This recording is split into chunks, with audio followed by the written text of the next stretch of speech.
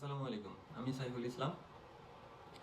আজকে আপনাদের সাথে শেয়ার করব যারা ইউকে থেকে ইউএসএ ট্যুরিস্ট ভিসার জন্য অ্যাপ্লাই করতে চান কি কি রিকোয়ারমেন্ট ডকুমেন্টগুলো লাগবে এবং যেগুলোর কারণে মানুষ বেশি রিফিউজ হয় সেই ইনফরমেশনগুলো আজকে শেয়ার করব। আশা করি পুরো ভিডিওটা যারা নতুন অ্যাপ্লাই করতে চান তাদের জন্য খুবই কাজে লাগবে।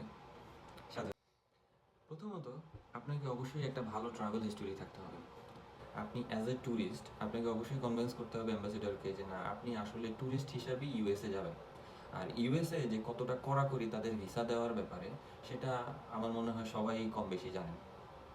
তো আরেকটা সাজেশন হবে, যারা নতুন স্টুডেন্ট হিসাবে আসেন, নতুন এসছেন বা কেয়ার হোমের ভিসায় নতুন এসছেন, 3-4 মাস বা 5 মাস হয়ে গেছে, তারা চিন্তা করে যে না, আমার তো ইউকের ভিসা আছে, এখন আমি একটা ফার্স্ট ওয়ার্ল্ড কান্ট্রির ভিসা, বিআরপি কার্ড, হ্যাঁ এখানে রেসিডেন্সি কার্ড সব কিছুই আছে, আমি যদি অ্যাপ্লাই করি তাহলে হয়তো আমি ভিসা পাবো, এটা রিফিউজ হওয়ার সম্ভাবনা অনেকটাই বেশি। তো আমার যেটা মনে হয়, আপনি অবশ্যই একটা ভালো ট্রাভেল হিস্টোরি করেন। ইউকে থেকে ইউরোপে ট্রাভেল করা খুবই সহজ এবং খুবই অল্প খরচে আপনি ইউকে থেকে আপনি অন্যান্য দেশে ঘুরে আসতে পারেন। আপনি একটা ভালো স্ট্রং ট্রাভেল হিস্টোরি করেন, একটু সময় নেন, 4-5 মাস, 6 মাস, 8 মাস পরে ট্রাভেল করার পরে দেন আপনি যখন ইউকে থেকে ইউএসএ ভিসার জন্য অ্যাপ্লাই করবেন, আপনার চান্সেসটা অনেকটা বেড়ে যাবে। নাম্বার 2 নাম্বার হচ্ছে আপনার বিআরপি কার্ড বা রেসিডেন্সি কার্ডের মেয়াদ আপনার অ্যাপয়েন্টমেন্ট ডেট থেকে অ্যাটলিস্ট মোর দেন 6 মান্থ থাকতে হবে। যদি তার বেশি থাকে ভালো, অবশ্যই 6 মাসের বেশি থাকতে হবে। সেকেন্ড হচ্ছে আপনার যে পাসপোর্ট, আপনার পাসপোর্টের মেয়াদ 1 বছরের উপরে থাকতে হবে, কারণ ইউএস যদি আপনাকে ভিসা দেয় তাহলে আপনাকে 5 বছরের ভিসা দিবে। আর এই দুইটা রিজন, আপনার যদি বিআরপি কার্ডের মেয়াদ কম থাকে বা 6 মাসের কম থাকে, আপনার রিফিউজ হওয়ার চান্সেস অনেক বেশি। নাম্বার 3, আপনার DS-160 ফর্মটা সুন্দরভাবে পূরণ করতে হবে।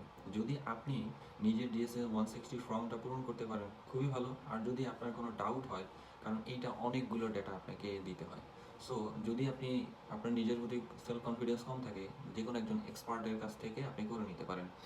আর মূলত আপনার DS-160 ফর্মে আপনি যে ইনফরমেশনগুলো দেন বা আমরা যেই বা যে কেউই DS-160 ফর্মে যে ইনফরমেশনগুলো দেয়, অ্যাম্বাসিডাররা কিন্তু আপনার ভাইবা যখন ইন্টারভিউ নেয় ওই DS-160 ফর্ম থেকে 80% কোশ্চেন আপনাকে করবে।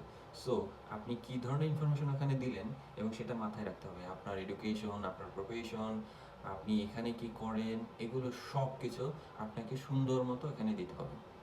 নাম্বার 4, আপনি যখন ইউএসএ ট্রাভেল করবেন, আপনার এই ট্রাভেল কস্ট আপনি অ্যাফোর্ড করতে পারবেন কি না সেটা একটা প্রশ্ন থাকে। আপনাকে হোটেল বুকিং দেখাতে হবে, হোটেল বুকিংটা থাকতে হবে। যদি আপনার কোনো রিলেটিভ এই ইউএসএ থাকে, তার বাসা আপনি অ্যাড্রেস হিসেবে ইউজ করতে পারেন। আর আপনি যদি হোটেল বুকিং দেন, সেখানে আপনার হচ্ছে যদি চিপ কোনো হোটেলও বুকিং দেন, সেক্ষেত্রে আপনার 1,000 থেকে $2,000 আপনার খরচ হবে। সো আপনি এই খরচ এবং অ্যাটলিস্ট আপনি 1 থেকে 1.5 সপ্তাহ এই দেশে ট্রাভেল করবেন, সেই ট্রাভেল খরচ আপনি বেয়ার করতে পারবেন কিনা সেটা ডিপেন্ড করবে যে আপনার ইনকাম, আপনার ব্যাংক স্টেটমেন্ট এটার উপরে। এটা ম্যান্ডেটরি না, বাট যদি অ্যাম্বাসিডার মনে করে যে না, আমি আপনার প্রতি কোনো ডাউট ফিল করে, তখন হয়তো বা আপনার ব্যাংক স্টেটমেন্ট চাইতেও পারে। সো সেই জন্য আগে থেকেই প্রিপারেশন নিতে হবে। আপনি আপনার ব্যাংক স্টেটমেন্ট, আপনার ব্যাংকে অ্যাটলিস্ট 5 থেকে 6 হাজার পাউন্ড আপনি রাখতে পারেন, যেটা আপনার জন্য ফিউচারে খুব ভালো হবে। এই এতক্ষণ যে কথাগুলো বললাম, এই 4টা রিকোয়ারমেন্ট, এগুলো যদি আপনি পূরণ করতে পারেন, আর আপনি যদি ইন্টারভিউতে আপনার যে DS-160 ফর্মে যে ধরনের কোয়েশ্চেনগুলো জিজ্ঞেস করে সেগুলো যদি আপনি সুন্দরভাবে তাদেরকে কনভিন্স করতে পারেন, আই হোপ আপনার ভিসা না হওয়ার কোনো আমি কারণ দেখি না। তো আপনাকে অবশ্যই কনফিডেন্সের সাথে ইউএস এম্বাসি ফেস করতে হবে এবং অ্যাম্বাসিডরকে কনফিডেন্সের সাথে এই তার কোয়েশ্চেনের অ্যান্সার দিতে হবে, তাহলেই আপনি আপনার ইউএস এর ভিসা পেয়ে যাবেন আশা করি। আর আমি DS-160 ফর্মের যে লিঙ্কটা থাকে সেটা আমি ডিসক্রিপশন বক্সে দিয়ে দিব, যারা নতুন ট্রাই করতে চান তাদের জন্য সুবিধা হবে। আশা করি ভিডিওটা ভালো লাগছে। আর যদি ভালো লেগে থাকে অবশ্যই সাবস্ক্রাইব করবেন। আমি একজন নতুন, একদমই নতুন, এটা আমার ফার্স্ট ভিডিও এই ধরনের ইনফরমেটিভ।